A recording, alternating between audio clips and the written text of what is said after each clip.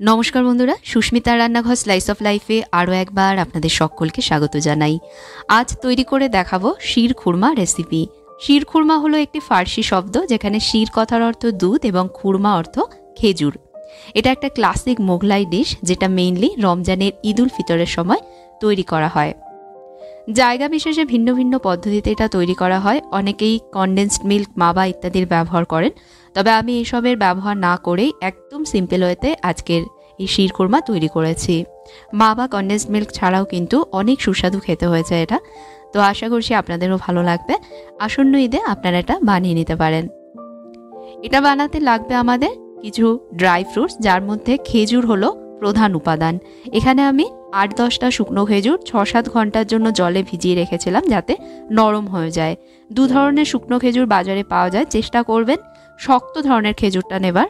আর এই খেজুরটা ভিজতে অনেক বেশি সময় নেয়, তাই 6-7 ঘন্টা আগে থেকে ভিজিয়ে রাখবেন, যাতে নরম হয়ে যায়।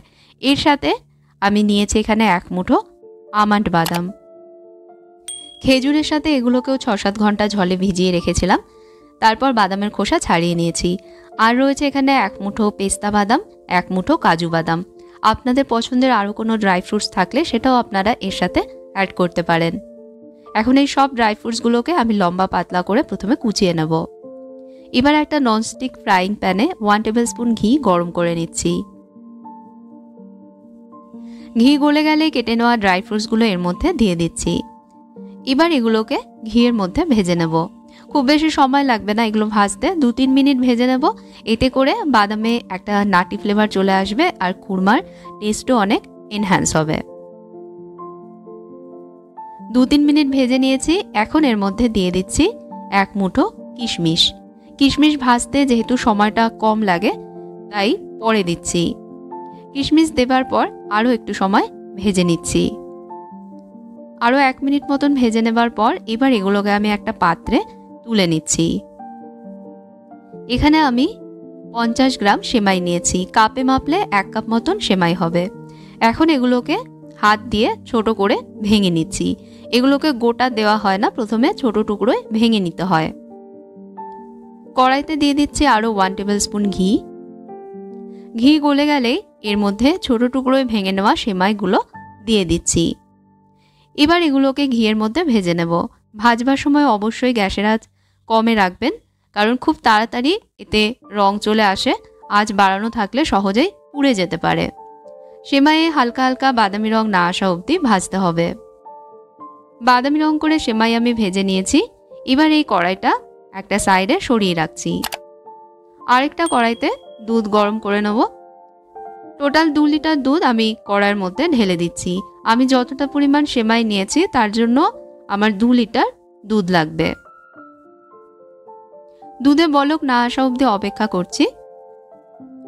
দুধে বলক চলে এসেছে। এখন মাঝারি আছে আরও 5-7 মিনিট দুধ জাল দিয়ে ঘন করে নেব। সমানে হাতা দিয়ে অবশ্যই একটু নেড়ে যেতে হবে।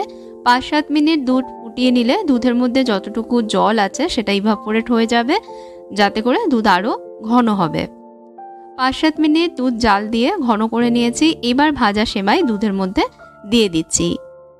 সেমাই দেবার পর 5 মিনিট এটাকে ফোটাবো, যাতে সেমাইও সেদ্ধ হয়ে যায় আর দুধ আরও একটু ঘন হয়ে যায়।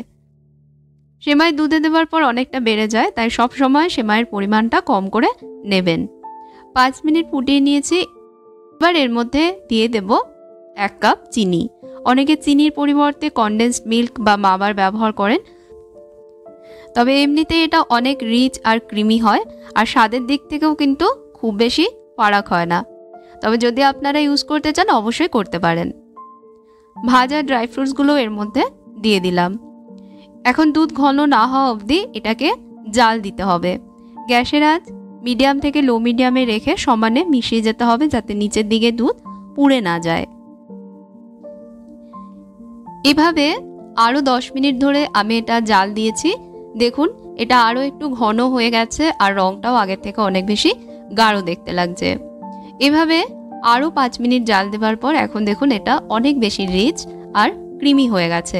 ঠান্ডা হলে এটা আরও একটু ঘন হয়ে যাবে, তাই এর থেকে বেশি আমি জাল দেব না। এখন এর মধ্যে দিয়ে দিলাম 1/2 টিস্পুন এলাচ গুঁড়ো। এলাচ গুঁড়ো দেবার পর এর সাথে ভালোভাবে মিশিয়ে নিচ্ছি। এটাকে আরও বেশি ফ্লেভারফুল তৈরি করবার জন্য এর মধ্যে আমি দিয়ে দেব কেশর ভেজানো দুধ। 1/2 কাপ গরম দুধে আমি 1 চুটকি কেশর ভিজিয়ে রেখেছিলাম, সেটা এর মধ্যে দিয়ে দিচ্ছি। তবে এই স্টেপটা কিন্তু সম্পূর্ণ অপশনাল। আবারও সব মিশিয়ে নিয়ে কড়াইটা গ্যাস থেকে নামিয়ে নেব। শিরখুরমা গরম বা ঠান্ডা দুভাবেই পরিবেশন করা যায়, তবে মনে রাখবেন ঠান্ডা হওয়ার সাথে সাথে এটা আরও একটু সেট হয়ে ঘন হয়ে যাবে। তাই সম্পূর্ণ আপনার পছন্দের উপর নির্ভর করবে কিভাবে আপনি এটা সার্ভ করতে চান। ফ্রিজে এয়ারটাইট কন্টেনারে স্টোর করে রাখলে 2 দিন অবধি এটা ভালো থাকবে। কেমন লাগলো আমার আজকের এই জনপ্রিয় সুস্বাদু শিরখুরমার রেসিপি অবশ্যই আমাকে কমেন্টস করে জানাবেন। ভালো লাগলে ভিডিওতে লাইক দেবেন, শেয়ার করবেন এবং আমার চ্যানেলটাকে সাবস্ক্রাইব করতে ভুলবেন না। যদি ফেসবুক পেজে দেখেন পেজটাকে অবশ্যই ফলো করবেন। আজকের মতন বিদায় নিচ্ছি তাহলে। আপনারা ভালো থাকবেন, ভালো রাখবেন। ধন্যবাদ।